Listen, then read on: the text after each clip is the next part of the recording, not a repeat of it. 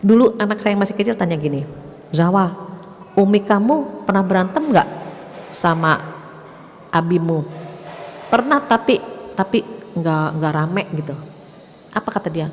Kalau mamaku tuh sering banget ditampar sama papaku. Jadi coba anak SD kelas 4 temennya cerita gitu, sering banget mama dipukul, nanti mama masuk kamar nangis banting pintu.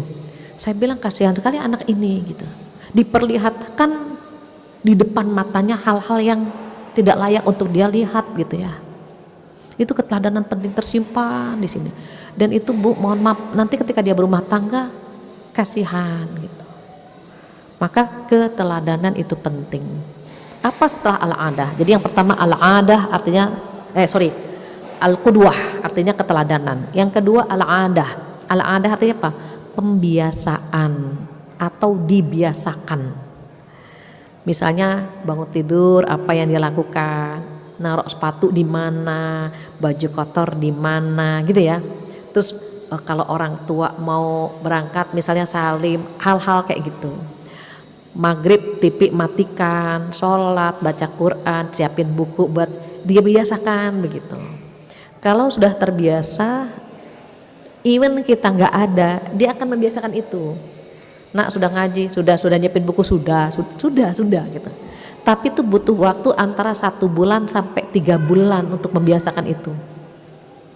Itu pun kalau sudah keluar, nggak ada yang membiasakan itu bisa luntur Bu.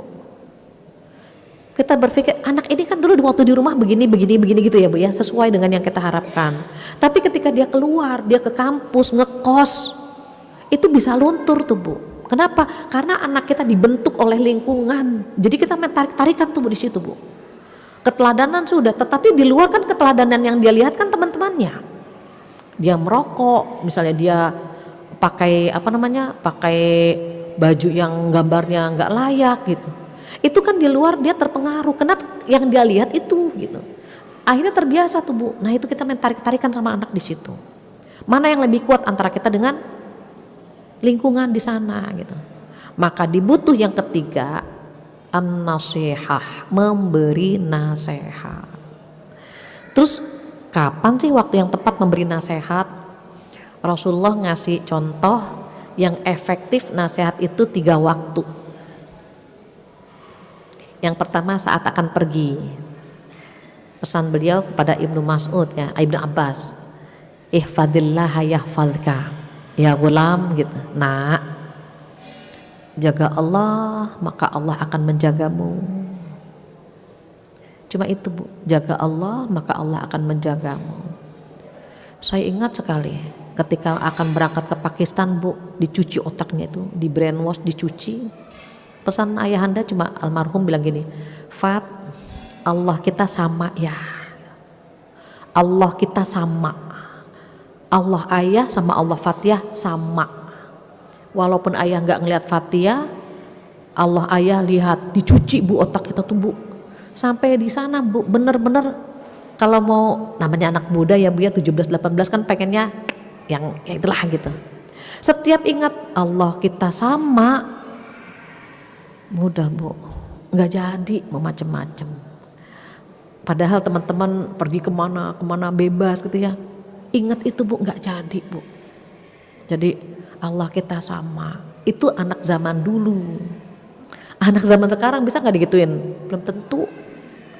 Nah Allah kita sama, iyalah sama, siapa bilang beda kan gitu. Jadi beda zaman, beda cara ternyata. Apa kata Ali? Ajarilah anak-anakmu sesuai dengan zamannya. Karena kamu diciptakan untuk zamanmu dan anak-anakmu diciptakan untuk zamannya. Nah itu. Makanya nasihatnya beda lagi tuh Bu. Nak, telepon kalau sampai. Nak, jangan lupa sholat. Kenapa? Anak laki-laki jangan panjang-panjang ya Bu. Ngasih nasihat sama anak laki-laki jangan panjang-panjang. Anak perempuan boleh panjang dikit lah. Anak laki-laki kalau nak nanti kalau dia udah bawa ransel udah pergi langsung. Nak, kita cari udah nggak ada. Memang nggak bisa dia lama-lama. Anak perempuan malah nanya, Nah nanti kalau kamu udah besar, terus malah ngobrol Bu, kenapa? Ada bakat ngerumpi perempuan itu. Jadi kupingnya agak tebel, justru dia ngomong berjam-jam tuh bisa, tapi anak laki-laki enggak. Itu makanya lahiriannya Rasulullah ketika menyampaikan ke Ibnu Abbas, singkat kan, singkat, tapi dalam. Ingat Allah, coba ingat Allah atau jagalah Allah, maka Allah akan menjagamu. Jaga Allah apa namanya? Jaga perintahnya, jaga larangannya, jaga, kan gitu Bu.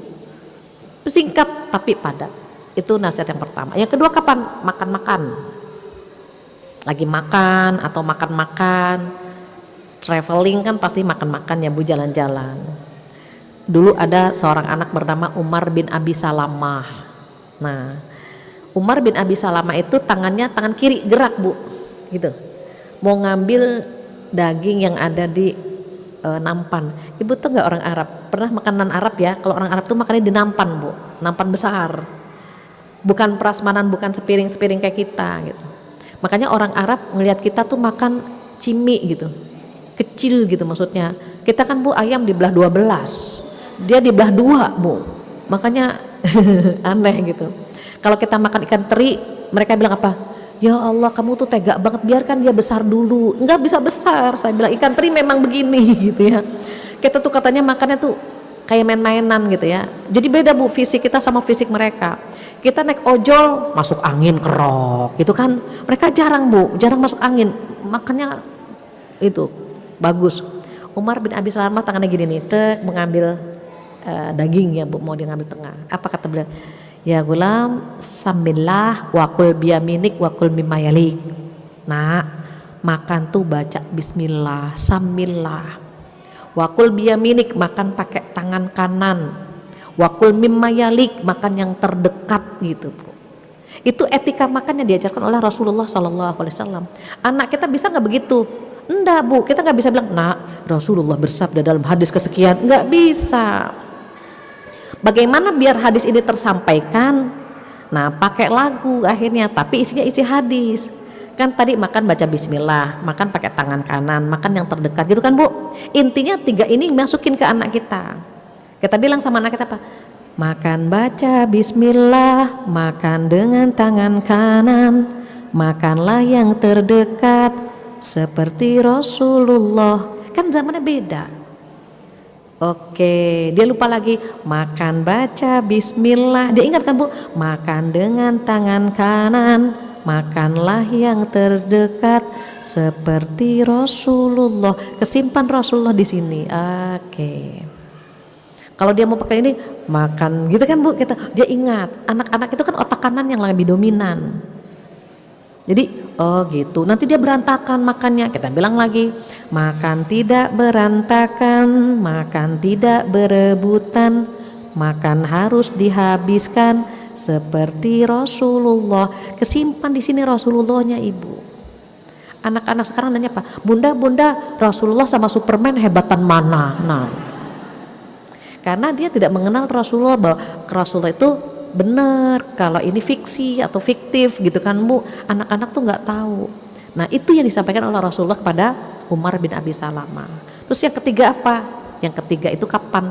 Pada saat sakit, saat pergi, saat makan, saat anak sakit, itu hatinya peka Bu. Anak sakit itu sensitif. Nggak usah anaknya, ibunya aja kalau lagi sakit sensitif kan Bu. Kita lagi rebahan, lagi pegang HP, terus suami datang, Bunda udah sehat? Udah mendingan. Padahal tadi ingat HP, tapi ketika disapa sama suaminya kenapa jadi lebay gitu kan gitu. Jadi kita saja yang tua begitu kan Bu, kalau diperhatikan sensitif hati kita. Nah dulu ada orang anak Yahudi sakit, ditengok oleh beliau, aslim, masuk Islam lah gitu. Anak ini lihat ayahnya, aslim, masuk Islam lah. Tengok lagi ayahnya sampai 3 kali, aslim, masuk Islam lah. Akhirnya orang Yahudi itu masuk Islam. Kok bisa? Orang sakit hatinya sensitif. Ibu kalau nengok orang sakit tuh cengeng. Makasih ya udah nengokin gitu kan. Sensitif orang sakit itu. Apalagi mohon maaf sakitnya berlarut-larut gitu. Dia stroke atau gitu ya Bu ya. Ini echonya tinggi atau gimana ya? Jadi kalau misalnya kita nengok orang sakit, nah Allah lagi sayang gitu.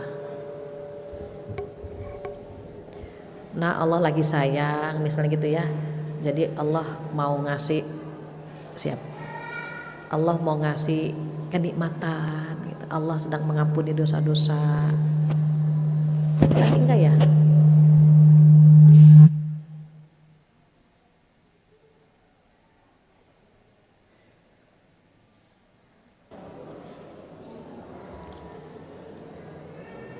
Oke, udah. Dia perlu istirahat aja, dipencet istirahat, diam lagi. Oh siap. Nah itu perhatikan 3 waktu tadi ya. Terus yang keempat apa? Ibu Nabi ngasih contoh kan 5, ngasih tips 5 ya Bu. Pertama keteladanan, kedua pembiasaan, ketiga ngasih nasihat, yang keempat apa? Yang keempat al-mutaba'ah, dipantau, dievaluasi itu. Cara mantaunya bebas, tergantung kita. Kalau masih SD coba cek tasnya. Kalau sudah besar cium aroma mulutnya. Anak bunda datang, sekaligus kita mencium aroma mulutnya. Dia bau rokok atau bau apa gitu. Kalau dulu, sekarang anak saya udah umur 27, tapi waktu kecil Ibu, saya terbiasa ngecek tasnya saya cek, ada PR nggak nak, saya cek. Mereka biasanya wajahnya biasa-biasa saja, kalau nggak ada yang ketakutan kan Bu. Nah suatu hari saya bongkar tasnya, waktu itu dia masih kelas 3 SD, saya ingat banget, ada majalah orang dewasa Bu.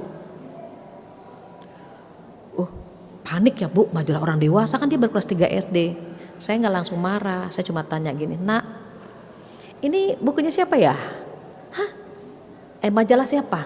Majalah, aku nggak bawa majalah gitu Bu. Oh berarti bukan kesalahan dia. Terus ini punya siapa? Dari jauh saya lihat ini. Siapa, dia mikir-mikir Bu. Oh iya tadi temanku nitip buku PR katanya, coba. Kan teman bisa jahat kan Bu, ngejebak dia.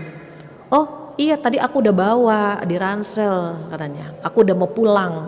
Tiba-tiba temanku bilang, hei titip buku PR ya, oh iya masukin aja. Tapi dia nggak ngeliat kan Bu, karena udah di tasnya udah dipanggul gitu, di punggung, dimasukin sama dia. Qadarullahnya malamnya dia membuka tas kan Bu, jadi saya yang pertama menemukan. Enak kan kalau gitu, kalau memang bukan salahnya dia, kita nggak boleh ngomelin, kamu nggak boleh marah sama dia, orang dia nggak tahu menahu. Oh iya tadi dia nitip buku PR gitu. Oh ya salam ya sama temenmu ya, ambil buku PR-nya di sini. Sama Ubi atau sama Abi atau sama Umi. Nggak datang-datang Bu. Gitu. Artinya apa? Oh teman kita, teman anak-anak kita bisa bujah sama kita. Bisa. Jadi kita marah pun harus tahu kesalahannya siapa dan bagaimana kan gitu. Sama halnya seorang ibu. Bu Fatia, saya cek tas anak saya, anak SD Bu, udah nyimpen kondom. SD Bu, anak sekarang tuh mengerikan ya. Ada lagi yang anak perempuan itu menyimpan pil KB, SD Bu. Panik kan Bu pasti orang tuanya. Saya bilang tanya dulu ini pil KB-nya siapa, kondomnya siapa. Kalau dia nggak merasa membawa, nggak menyimpan, kan kita nggak boleh marahin dia. Boleh saja temannya yang memasukkan gitu. Itu perlu dipantau, perlu dievaluasi, apalagi zaman sekarang Ibu, zaman sekarang. Terus zaman sekarang mantaunya bagaimana? Saya kadang-kadang Bu ngecek Instagram anak-anak saya cek tuh Bu, siapa yang follow dia follow siapa. Pernah ada wanita pakaiannya nggak senonoh lah, nggak sopan. Terus saya lihat loh kok dia follow anak saya kan gitu Bu. Saya langsung anak itu yang akunnya begini-begini gitu, kok ada di gitu ya, kok ada Umi gitu, itu dia follow aku, tapi kan aku yang penting aku nggak follow dia. Oh iya ya, jadi kalau mau follow kan siapa saja kan bisa follow kita, yang penting kan kitanya nggak follow dia, aku nggak berteman sama dia gitu. Oh iya ya gitu. Kita kan udah parno ya Bu, terkadang ini kok gitu, pakaiannya begini kok unfollow anak kita gitu. Kita udah takut kan Bu, kan dia kan yang memfollow gitu. Oke deh Mi, aku kunci aja Instagramku gitu. Karena yang memfollow dia itu perempuan-perempuan kayak gitu Bu. Jadi saya parno gitu ya. Padahal kan dia nggak salah. Orang yang follow dianya kan nggak follow. Yang penting kan aku nggak follow, aku nggak kenal gitu.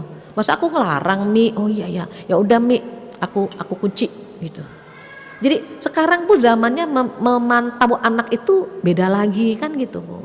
Setiap zaman kan harus disesuaikan. Baru yang terakhir apa kata Rasulullah? Al-uqubah, ngasih hukuman. Kapan ngasih hukuman? Kalau yang 4 ini sudah nih Bu, keteladanan sudah, pembiasaan sudah, nasihat sudah gitu. Begitu juga pemantauan sudah. Terus dia bikin kesalahan, hukumannya disesuaikan dengan umurnya, hukumannya disesuaikan dengan kesalahannya. Allahu a'lam bishawab. Nggak terasa ini sudah numpuk pertanyaan, jadi